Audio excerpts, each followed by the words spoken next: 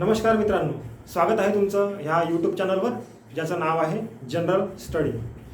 मित्रांनो, मागच्या भागात आपण पाहिलं आहे की छत्रपती शिवाजी महाराज हे दक्षिण भारताच्या स्वारीवर गेलेले आहे, दक्षिण दिग्विजयाच्या स्वारीवर. जाताना मात्र सोबत संभाजी महाराजांना घेतलेलं आहे. म्हणजे रायगडावरून निघताना शिवाजी महाराज आणि त्यांच्यासोबत संभाजी महाराज सुद्धा होते. संभाजी महाराज हे दक्षिण भारतात स्वारीवर गेलेले नाही, तर त्यांना शृंगारपूर म्हणजे संभाजी महाराजांचं सासूरवाडी, तर तिथपर्यंत त्यांना सोडून द्यायचं होतं आणि तिथून मग महाराज समोर दक्षिण भारताकडे जाणार होते. संभाजी महाराजांना रायगडावरून काढून शृंगारपूरला पाठवण्याचं काय प्रयोजन आहे, तर याचं कारण असं होतं की संभाजी महाराज हे सरळ स्वभावाचे होते, म्हणजे डायरेक्ट बोलणारे. तर रायगडावर जे मंत्री परिषद आहे त्या मंत्र्यांच्या सोबत संभाजी महाराजांचं तेवढंसं पटत नाही. म्हणजे त्यांच्या कारभारामध्ये ते जर दिरंगाई करत असेल, काही कुचराई करत असेल, काही चुका करत असतील, तर त्या संभाजी महाराजांच्या लक्षात आल्यानंतर ते सरळ बोलायचे. खरं तर हे बोलणं त्या मंत्र्यांना पटत नव्हतं, ते आवडत नव्हतं. म्हणजे संभाजी महाराजांचा स्वभाव जो आहे तो त्यांना आवडत नव्हता, पटत नव्हता. म्हणून त्यांच्यामध्ये विरोध निर्माण झाला. मंत्री जे आहेत ते संभाजी महाराजांचा विरोध करत होते आणि अशा वेळेला हा विरोध वाढीस लागू नये आणि त्यांच्यामध्ये आणखी मतभेद निर्माण होऊ नये मंत्री मंडळ आणि संभाजी महाराज यांच्यामध्ये, या कारणास्तव शिवाजी महाराजांनी संभाजी महाराजांना एक सल्ला दिली की तुम्ही रायगडावर न राहता शृंगारपूरला जाऊन या. तिथून आणखी एक सल्ला दिली की तिथून मग तुम्ही समर्थ रामदास महाराजांच्या भेटीसाठी जा, म्हणजे सज्जनगडावर. समर्थ रामदासांचं निवास होतं सज्जनगडावर त्यावेळेला. तर काही दिवस ते शृंगारपूरला राहिले, तिथून निघालेत आणि सज्जनगडावर गेले. मग त्यांना माहिती पडलं की सज्जनगडावर समर्थ रामदास महाराज नाही आहे. त्यांची वाट पाहत 1-1.5 महिना तिथंच थांबले. मग बघा, या काळामध्ये शिवाजी महाराज आता समोर दक्षिण भारतामध्ये गेलेले आहेत, मग गोळकोंड्याच्या कुतुबशहाला भेटलेले आहेत. तोपर्यंत इकडे संभाजी महाराज स्वराज्यातच होते. गोळकोंड्यावरून निघाल्यानंतर शिवाजी राजे जे आहेत ते आणखी दक्षिणेकडे गेले. त्यांनी काही बलाढ्य किल्ले जिंकून घेतलेत, वेल्लोर, जिंजीसारखे किल्ले. बघा, हा जिंजी किल्ला जो आहे तो ऐतिहासिकदृष्ट्या खूप महत्त्वाचा आहे मराठ्यांच्या इतिहासामध्ये. तो जरीही शिवाजी महाराजांनी जिंकून घेतलेला आहे, परंतु त्याचं जे महत्त्व आहे ते नंतरच्या काळामध्ये छत्रपती राजाराम महाराजांच्या काळामध्ये खूप महत्त्वाचं आहे. म्हणजे शिवरायांच्या नंतर छत्रपती झाले संभाजी महाराज आणि संभाजी महाराजांच्या मृत्यूनंतर जेव्हा औरंगजेबाने रायगड किल्ला जिंकून घेतला, रायगड पडला, स्वराज्याची जी राजधानी आहे ती मोगलांच्या ताब्यात गेलेली आहे आणि जवळजवळ संपूर्ण मार्गाने औरंगजेबाने हिंदवी स्वराज्याला जे आहे ते घेरून टाकलेलं आहे. आणि स्वराज्यामध्ये इतके बलाढ्य प्रचंड किल्ले असून सुद्धा राजाराम महाराजांना असं वाटलं की एकही किल्ला आता आपल्यासाठी इथे सुरक्षित राहिलेला नाही, कारण संपूर्ण बाजूने औरंगजेबाने स्वराज्याला वेढा घातलेला होता. कारण संभाजी महाराजांचं जे नेतृत्व आहे ते सध्या संपलेलं आहे. संभाजी महाराजांचा मृत्यू झाल्यामुळे नेतृत्व ते तसं राहिलेलं नाही आहे. मग राजाराम महाराजांनी काय केलं, स्वतःला वाचवण्याचा पहिला प्रयत्न केलेला आहे. ते सरळ स्वराज्यातून निघाले आणि दक्षिण भारताकडे गेले. दक्षिण भारतातला जो जिंजीचा किल्ला आहे त्या किल्ल्यावर ते राहू लागले. तिथून राज्यकारभार पाहत होते. आणि त्यावेळेला जिंजीपर्यंत पोहोचण्यासाठी, कारण तिथंही औरंगजेबाने महाराजांचा पाठलाग केलेला आहे, परंतु जिंजीपर्यंत राजाराम महाराजांना पोहोचवण्यासाठी ज्या वीर योद्ध्यांनी महाराजांना मदत केली ते म्हणजे संताजी घोरपडे, त्यावेळचे सरसेनापती, आणि धनाजी जाधव, या 2 शूरवीरांनी राजाराम महाराजांना सुखरूप जिंजीच्या किल्ल्यावर पोहोचवून दिलं. तिथून 6 वर्ष जवळजवळ राजाराम महाराजांनी राज्यकारभार पाहिलेला आहे. आणि त्याच वेळेला एकदा सुखरूप पोहोचवून दिल्यानंतर संताजी आणि धनाजी हे दोघंही झंझावत नेतृत्व घेऊन स्वराज्यात परत आले आणि औरंगजेबाशी जिथं दिसेल तिथं झुंज घ्यायला सज्ज झाले. असं म्हणतात की संताजी धनाजी हे दोघं औरंगजेबाच्या फौजेला पाण्यात सुद्धा दिसत होते. म्हणजे साधा घोडा जरी नदीत पाणी प्यायला जाईल तरी त्याला संताजी आणि धनाजी हे पाण्यात दिसत होते. एवढा त्यांचा म्हणजे दबदबा आणि हादर या मुघली सैनिकांना बसलेला होता. ह्याच संताजी घोरपडेनं औरंगजेबाचा कळस काढून आणलेला होता असं म्हणतात. ठीक आहे, तर हीच ती जिंजी आहे जी दक्षिण प्रांतातली म्हणजे हिंदवी स्वराज्याच्या दक्षिणेकडील राजधानी म्हणून ओळखली जाते. तर हाही एक संभाव्य प्रश्न आहे की हिंदवी स्वराज्याची दक्षिणेकडील राजधानी कोणती, तर ती आहे जिंजी. पहिली राजधानी राजगड, दुसरी रायगड, तिसरी ही जिंजी आणि यानंतर मराठ्यांच्या इतिहासामध्ये नंतर ही राजधानी झालेल्या आहेत. उदाहरणार्थ साताऱ्याचा अजिंक्यतारा, नंतर पुणे, नंतर कोल्हापूर असे. तर आता महाराजांनी जिंजी जिंकलेली आहे. नंतर ते व्यंकोजी राजे यांच्या भेटीला गेलेले आहेत, म्हणजे त्यांना भेटीला बोलवलेलं आहे. व्यंकोजी राजांना भेटीसाठी बोलवलेलं. खरं तर व्यंकोजी राजांची इच्छाच नव्हती शिवाजी महाराजांना भेटण्याची आणि स्वराज्यात सेवा देण्याची किंवा स्वराज्याला मदत करण्याची ही सुद्धा व्यंकोजी राजांची मनस्थिती नव्हती. त्यांच्या मनात असा काहीच विचार नव्हता. परंतु तरीसुद्धा शिवाजी महाराजांनी बोलवलं म्हटल्यावर नकार न देता हे व्यंकोजी राजे शिवाजी महाराजांना भेटण्यासाठी आले. शिवाजी महाराजांनी त्यांचं स्वागत केलं आणि त्यांना सांगितलं की तुम्ही स्वराज्यासाठी मदत करा. कारण तसंही शहाजी महाराजांच्या जहांगीरीतून, दक्षिण भारताच्या जहांगीरीतून शिवाजी महाराजांना कोणताही वाटा मिळालेला नव्हता. म्हणून ते मिळवण्यासाठी प्रयत्न करावा म्हणून शिवाजी महाराजांचा हा विचार होता आणि ते व्यंकोजी राजांना या उद्देशाने बोलले की आम्हाला काही प्रदेश मिळालेला नाही, त्यामुळे तुम्ही किमान स्वराज्याला मदत करावी अशी अपेक्षा आहे. तर तुर्तास तात्पुरता या व्यंकोजी राजांनी मान डोलावली आणि होकार दिला. परंतु काही दिवस व्यंकोजी राजे शिवाजी महाराजांच्या छावणीत राहिले आणि तिथून न सांगता निघून गेले. न सांगता निघून गेले इथपर्यंत बरोबर आहे, परंतु ते न सांगता निघून गेल्यानंतर स्वतःची फौज घेऊन शिवाजी महाराजांच्या फौजेवर त्यांनी छापा घातला आणि हल्ला चढवला. ही गोष्ट मात्र शिवाजी महाराजांना पटली नाही, आवडली नाही. तरीसुद्धा महाराजांनी त्यांच्यावर ते रागवलेले नाहीत, त्यांना विरोध केलेला नाही आहे. उलट त्यांची समजूत काढली आणि सावध राहण्यास सांगितलं. शत्रूंवर विश्वास ठेवू नये असा सल्लासुद्धा दिलेला आहे. बघा, शिवाजी महाराजांचे विचार आणि त्यांची आत्मीयता जी आहे आपल्या माणसांबद्दल. काही झालं, माणसाची जरी चुकी झाली असेल तरी तो शेवटी आपलाच आहे. आज चुकी झाली असेल, उद्या कदाचित त्याची चुकी त्याच्या लक्षात येईल आणि स्वराज्याच्या सेवेसाठी ते हजर होईल. हे महाराजांचे विचार होते. महाराजांनी कधीच कुणाला हाकलून दिलेलं नाही आहे. जरी माणसाची चुकी झाली असेल तरी ती त्यांना दुसऱ्या दिवशी मात्र जवळ केलेलं आहे. उदाहरणार्थ असे अनेक लोक आहेत, त्यातले 2 उदाहरणं महत्त्वाचे आहेत. नेताजीराव पालकर हे मुस्लिम झालेले होते. महाराजांनी त्या नेताजीरावांना पुन्हा स्वधर्मात घेतलेलं आहे. त्यानंतर बजाजी निंबाळकर हे शिवाजी महाराजांचे मेहुणे सगळे, ते सुद्धा मुसलमान झालेले होते. त्यांना पुन्हा धर्मांतर करून स्वधर्मात घेतलेलं आहे. तर अशी माफी महाराजांनी बऱ्याच लोकांना दिलेली आहे. याचं कारण असं आहे, समर्थ रामदास महाराजांनी शिवरायांना उपदेश दिलेला होता की मराठा तितका मिळवावा, महाराष्ट्र धर्म वाढवावा. जेवढा मराठा माणूस मिळवता येईल तितका मिळवा आणि महाराष्ट्र धर्म वाढवा. त्यामुळे माफी करणं हा महाराजांचा स्वभाव झालेला होता. तर 1676 बघा इथे घटनाक्रम दिलेला आहे.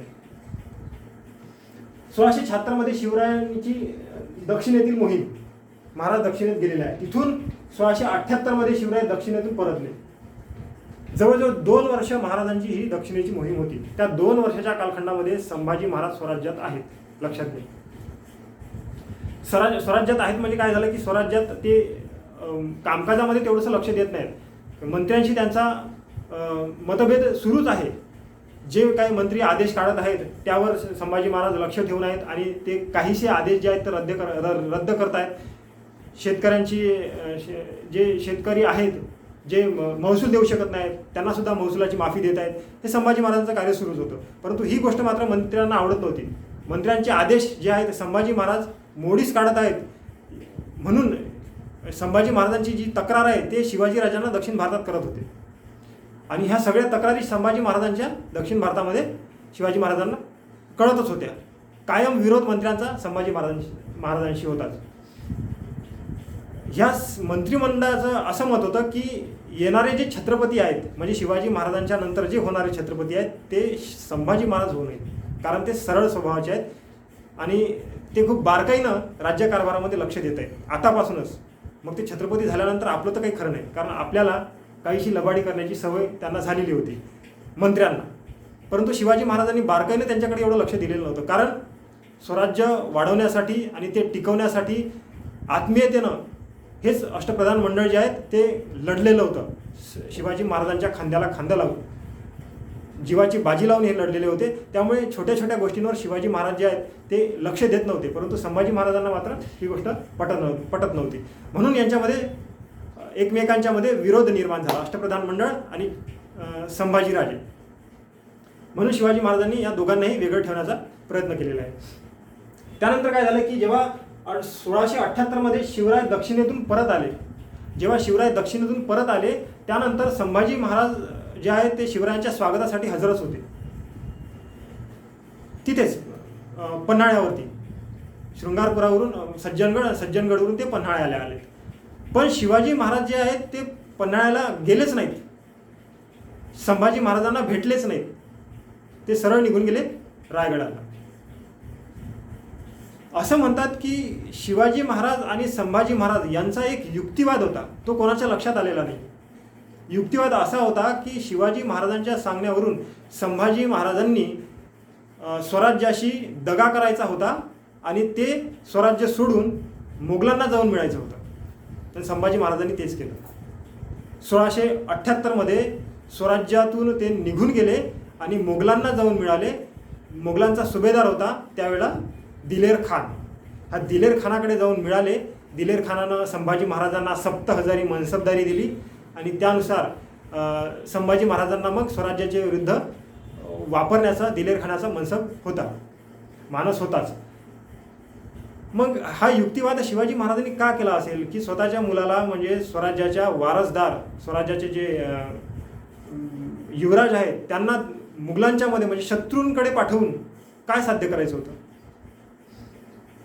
याचं कारण असं आहे की शिवाजी महाराज आता दक्षिण भारतातून स्वराज्यात आलेले आहेत, 2 वर्षाचा काळखंड मध्ये गेलेला आहेत आणि यानंतर आता पुन्हा जर एखाद्या शत्रूंना आक्रमण केलं तर ते आक्रमण सहन करण्याजोगी परिस्थिती आणि ताकद आता स्वराज्याची नाही आहे.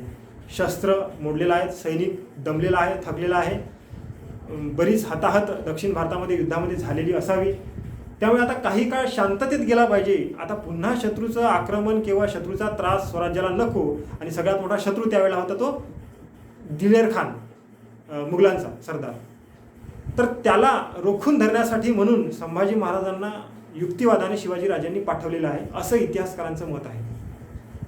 तेही कागदोपत्री सिद्ध होत नाही, परंतु हा युक्तिवाद महाराजांनी केला असावा असं म्हणतात. ते आपल्याला माहिती असावं, शालेय पुस्तकात असं काही दिलेलं नाही आहे. मग महाराज तिथं संभाजी महाराज हे दिलेर खानाकडे जवळजवळ 2 वर्ष राहिलेत. 7,000 मनसबदारी दिली. 7,000 मनसबदारी दिल्यानंतर दिलेर खानानं विजापूरची मोहीम काढली. विजापूरला जाताना मध्येच भोपाळगड हा किल्ला लागतो, मराठ्यांचा किल्ला. तर जाता जाता मराठ्यांचा किल्ला काबीज करायचा हे दिलेर खानानं ठरवलं. मग आता स्वराज्याची हानी होणार, कारण एक किल्ला आता पुन्हा दिलेर खानाकडे जाणार. परंतु ही गोष्ट तर संभाजी महाराजांना होऊ द्यायची नव्हती. जर असं होऊ दिलं नसतं तर कदाचित त्या दिलेर खानाचा संभाजी महाराजांवर संदेह आणि संशय आला असता. म्हणून संभाजी महाराजांनी दिलेर खानाला मनस्वी मदत केली की आता एक किल्ला गेला तरी हरकत नाही, म्हणून भोपाळगड पाडण्यासाठी संभाजी महाराजांनी मदत केली. पण जे नाही व्हायचं ते जे झालं ते थोडं वेगळं वाटते. की किल्ला तर दिला, किल्ल्याचे त्यावेळेला हे होते किल्लेदार फिरंगोजी नरसाळा, भोपाळगडाचे किल्लेदार फिरंगोजी नरसाळा.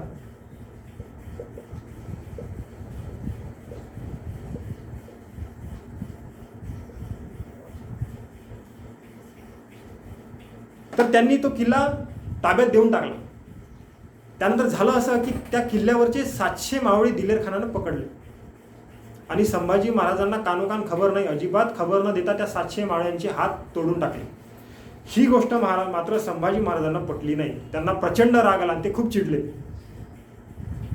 परंतु चिडून काय करणार होतं, जे होऊन गेलं ते तर झालंच. त्यानंतर मात्र संभाजी महाराज आता जवळजवळ 2 वर्षे दिलेर खानाकडे राहिलेले आहेत आणि तोपर्यंत स्वराज्यात शिवाजी महाराज जे आहे ते जवळजवळ परिस्थिती जी आहे ती सांभाळून होते. म्हणजे दक्षिणेहून आल्यानंतर 2 वर्ष होऊन गेलेले आहेत, परिस्थिती ही व्यवस्थितपणे सावरलेली आहे आणि आता मोगलांकडून परत जाऊन स्वराज्यात सामील व्हायचं आहे संभाजी महाराजांनी पुन्हा ठरवलं. तर ते पुन्हा युक्तिवादानं तिथून सुटून आले, दिलेर खानाच्या तावडीतून ते सुटून आले आणि पुन्हा स्वराज्यात सामील झाले. ते बरं झालं की अगदी वेळेवर संभाजी महाराज दिलेर खानाच्या तावडीतून सुटले, नाहीतर दिलेर खानाचा असा मानस होता की संभाजी महाराजांना तिथेच आता कैद करायचं आणि औरंगजेबाकडे पाठवायचं. तिथून जर कदाचित संभाजी महाराज दिल्लीला गेले असते औरंगजेबाकडे, तर तिथून सुटका होणं हे जवळजवळ आता अशक्य होतं. कारण जी पद्धत शिवाजी महाराजांनी वापरली त्यानुसार दिल्लीचा जो बादशाह आहे तो अति सावध झालेला असता. संभाजी महाराजांना सुटका करणं हे शक्यच झालं नसतं. म्हणून लगेच संभाजी महाराज तिथून सुटून आले. तर 1680 मध्ये पन्हाळ्यावर छत्रपती शिवाजी आणि संभाजी महाराजांची शेवटची भेट झाली. बघा, शिवाजी महाराजांच्या सोबत दक्षिणेकडे जाताना 1676 मध्ये संभाजी महाराज सोबत होते. त्यानंतर 78 मध्ये शिवराय परत आले आणि त्याच वेळेला संभाजी महाराज दिलेर खानाला जाऊन भेटले. 1680 मध्ये संभाजी महाराज हे पुन्हा स्वराज्यात परत आले आणि परत आल्यानंतर पन्हाळगडावर छत्रपती शिवाजी व संभाजी राजांची भेट झाली. तर दोघांची भेट हे किती वर्षानंतर झाली? 76 ते 80, 4 वर्षानंतर बापलेक भेटलेले आहेत. 4 वर्षानंतर छत्रपती संभाजी आणि शिवाजी महाराज यांची भेट झाली. तोपर्यंत संभाजी महाराज हे जवळजवळ आता मॅच्युअर्ड झालेले होते, बऱ्यापैकी समजदार झालेले होते आणि त्या शेवटच्या भेटीमध्ये पन्हाळगडावर शिवाजी महाराजांनी तेच काही कानमंत्र संभाजी महाराजांना दिले जे शहाजी महाराजांनी बंगलोरला असताना शिवाजी महाराजांना दिले होते. तर ही परंपरा तशीच कायम राहिली आणि त्यानंतर खूप कमी दिवसामध्ये मग शिवाजी महाराजांचं काय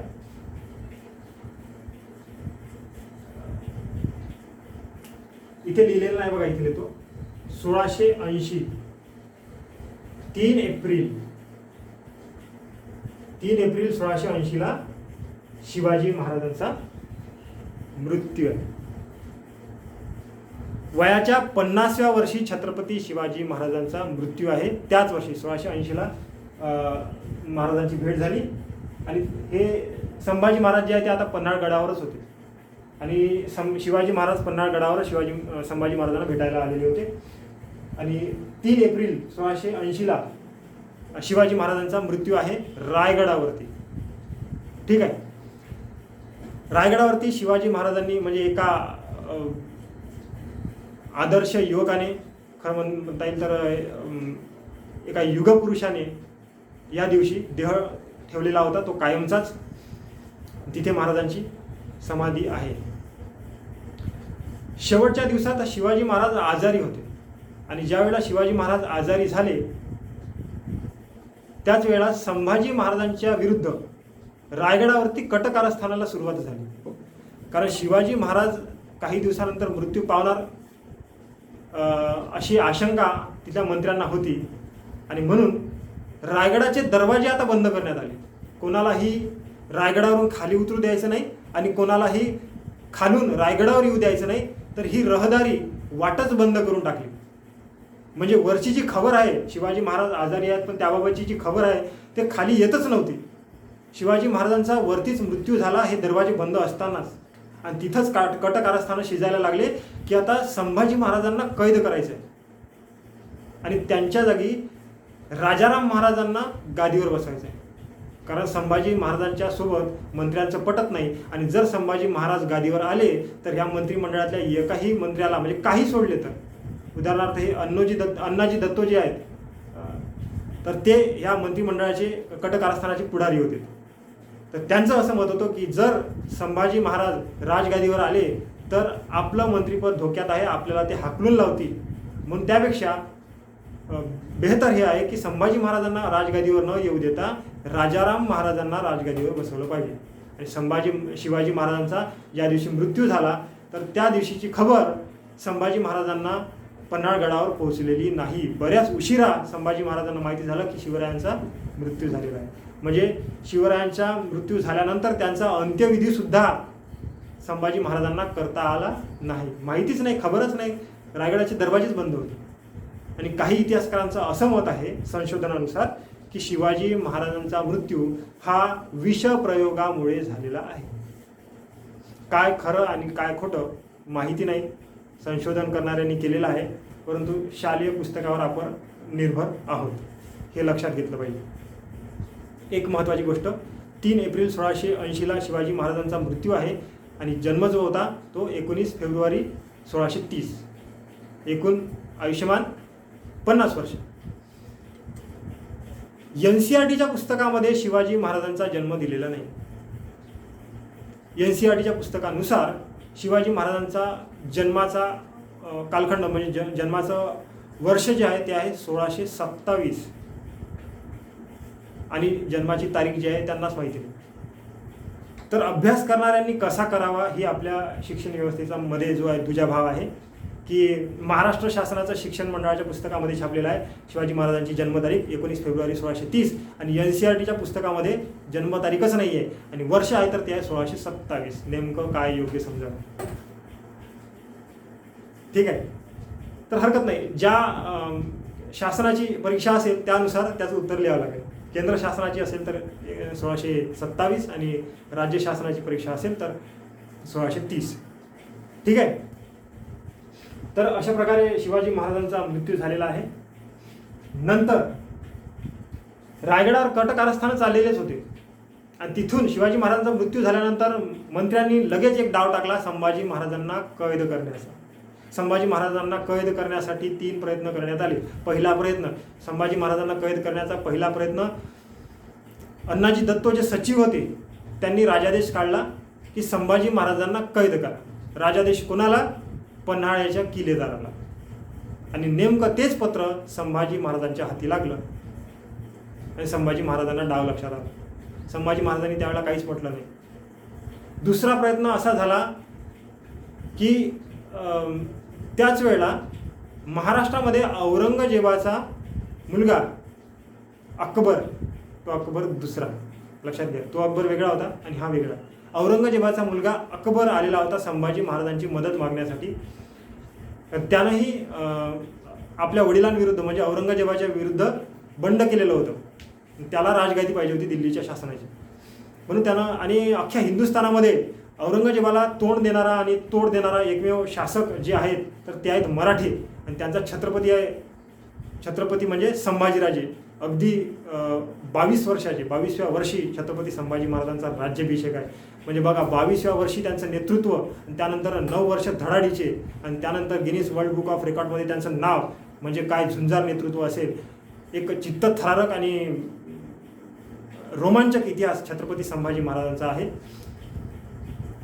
ते नंतर तर 1681 मध्ये 16 जानेवारी 1681ला संभाजी महाराजांचा राज्याभिषेक आहे. तर हा राज्याभिषेक महाराजांनी असा करून घेतलेला नाही. दुसरा प्रयत्न झालेला होता. मी काय सांगितलं, दुसरा प्रयत्न संभाजी महाराजांना कैद करण्याचा झालेला होता. तो होता अकबराला पत्र लिहिलं मंत्र्यांनी. काय सांगितलेलं आहे की आम्ही तुमची मदत करू, तुम्ही आमचं एक काम करा की संभाजी महाराजांना कैद करण्यासाठी आमची मदत करा. एवढंच नाही तर आम्ही अर्ध राज्य तुम्हाला द्यायला तयार आहे. त्या अकबराला सांगतायत की अर्ध राज्य आम्ही तुम्हाला देऊ, काही भाग तोडून देऊ, संभाजी महाराजांना कैद करा. म्हणून त्या अकबराला पत्र लिहिलं. पण अकबराला माहिती होतं की ह्या मंत्र्यांकडून काही होणार नाही, जे काही होईल ते करेल तो छावा छत्रपती संभाजीच करणार आहेत. संभाजी आहे तोपर्यंतच हे साम्राज्य टिकून राहणार आहे. त्या इमानदार व्यक्तीने काय केलं, ते पत्र जे आहे संभाजी महाराजांकडे पाठवलं की बघा हे तुमचे हरामखोर माणसं, ते म्हणतात की युवराज शंभूराजांनाच कैद करा. तो एक डाव फसला. नंतर तिसरा प्रयत्न झाला संभाजी महाराजांना कैद करण्याचा. तो कोणता, तर अष्टप्रधान मंडळामध्ये काही प्रामाणिक माणसं होती. ती 2 म्हणजे संभाजी मोहिते,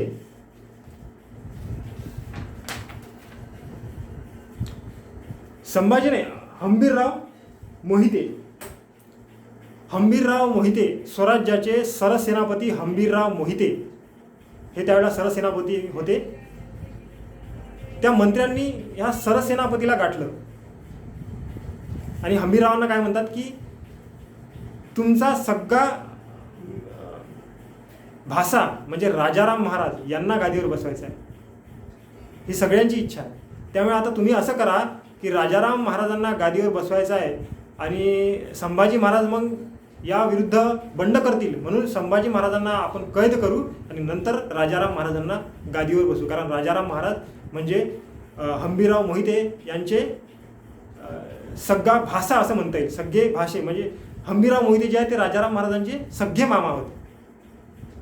परंतु हंबीरराव मोहितेंनी असं केलेलं नाही. हंबीरराव मोहितेंनी काय केलं की या सगळ्या मंत्र्यांना जे भेटायला आले होते त्यांनाच कैद केलं आणि संभाजी महाराजांच्या समोर नेऊन उभं केलं.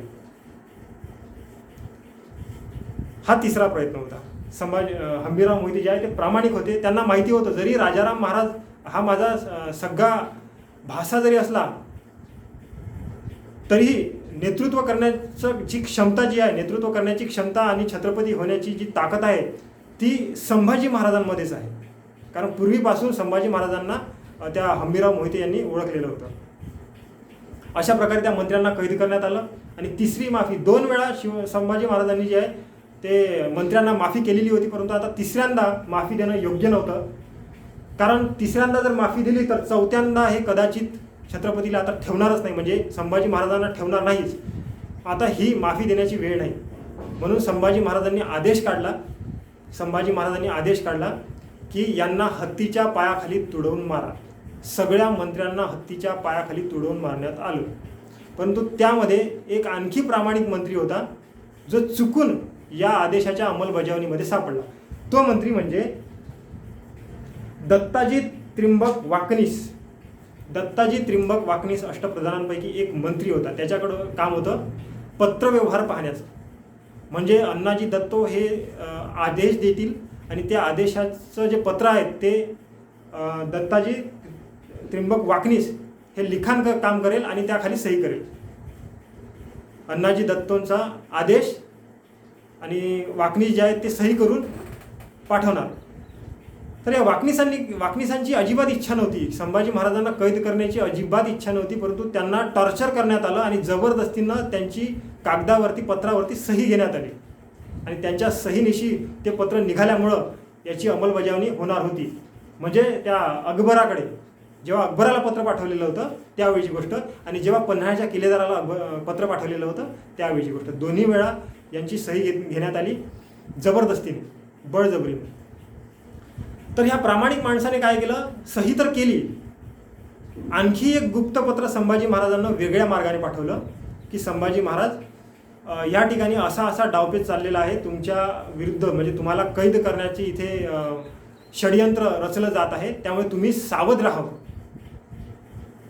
हे गुप्तपत्र संभाजी महाराजांना पोहोचवलं. परंतु झालं असं की ज्यावेळेला हे मंत्री जे आहेत संभाजी महाराजांच्या समोर कैद करून आणण्यात आले त्या वेळेपर्यंत यांनी पाठवलेलं पत्र जे आहे ते संभाजी महाराजांना भेटलेलंच नव्हतं. आणि संभाजी महाराजांनी जो यांना शिक्षेचा आदेश दिलेला आहे त्या शिक्षेची अंमलबजावणी झाल्यानंतर संभाजी महाराजांना हे पत्र मिळालं आणि मग लक्षात आलं की एक निर्दोष मंत्री जो आहे तो चुकून आपल्याकडून मारला गेला. तर याचाही खेद संभाजी महाराजांना नंतर झाला. त्यानंतर त्यांचा जो मुलगा आहे त्यांनाही स्वराज्याच्या सेवेमध्ये महाराजांनी सामील करून घेतलं. आणि मग शेवटचा पॉईंट जो आहे, या मंत्र्यांच्या मृत्यूनंतर, मंत्र्यांना मारल्यानंतर शिवाजी महाराज रायगडावरती गेले. संभाजी महाराज रायगडावरती गेले. शिवाजी महाराजांचा जो अंत्यविधी आहे तो व्यवस्थितपणे पार पाडला. कारण संभाजी महाराज त्यावेळेला नव्हते ज्यावेळेला शिवरायांचा मृत्यू झाला. अंत्यविधी पार पाडल्यानंतर तब्बल 9 महिन्यानंतर, शिवाजी महाराजांच्या मृत्यूनंतर 9 महिन्याने संभाजी महाराजांनी स्वतःचा राज्याभिषेक करून घेतला 16 जानेवारी 1681 या दिवशी. आणि मग तिथून जी स्वराज्याचं जे प्रशासन आहे त्याला संभाजी महाराज सज्ज झालेला आहे. राज्याभिषेक झाला वयाच्या 22व्या वर्षी. तिथून संभाजी महाराजांचा कालखंड सुरू होतो. तर या ठिकाणी छत्रपती शिवाजी महाराजांचं चरित्र हे संपलेलं आहे. परंतु आजपर्यंत आपण ज्या काही घडामोडी आणि घटनाक्रम शिवकाळातील घेतलेला आहे ते तर महत्त्वाचे घटनाक्रम होते. परंतु याही व्यतिरिक्त परीक्षेमध्ये जे आहेत प्रश्न जे आहेत संभाव्य प्रश्न हे याही व्यतिरिक्त शिवकाळाशी संबंधित वेगळे विचारले जाऊ शकतात. म्हणजे छत्रपती शिवाजी महाराजांनी नुसतं युद्ध मोहिमा राबवल्या असं काही नाही आहे. तर या व्यतिरिक्त शिकण्यासारखं असं आहे की छत्रपती शिवाजी महाराजांची सैन्य व्यवस्था कशी होती, त्यानंतर छत्रपती शिवाजी महाराजांची महसूल आणि शेतीविषयीची व्यवस्था कशी होती, त्यानंतर शिवाजी महाराजांचं वास्तुकौशल्य आणि गडकिल्ल्यांचे विज्ञान हे कसं होतं. तर या अशा इतर बाबतीत याचाही आपल्याला अभ्यास करायचा आहे. त्यावरही संभाव्य प्रश्न विचारण्याची शक्यता आहे. या व्यतिरिक्त आतापर्यंतच्या भागामध्ये जे काही व्यक्तिविशेष चर्चित करण्यात आलेले नाहीत, ठीक आहे, तर असे काही महत्त्वपूर्ण व्यक्ती ज्या आहेत छत्रपती शिवाजी महाराजांना साथ देणारे, सोबत राहणारे, परंतु ते इथं चर्चिले गेलेले नाही आहेत, त्यांचा एक विशेष भाग पुढच्या भागामध्ये आपण ते एक विशेष व्यक्ती चरित्र जे आहेत ते आपण घेणार आहोत, त्यांच्यावर चर्चा करू. तर भेटूया पुढच्या भागामध्ये. व्यक्तिविशेष हा भाग घेऊन शिवचरित्रात संबंधित जेवढेही व्यक्ती आहेत ते महत्त्वाचे व्यक्ती त्यांच्यावर चर्चा करू. भेटूया पुढच्या भागात. तोपर्यंत नमस्कार.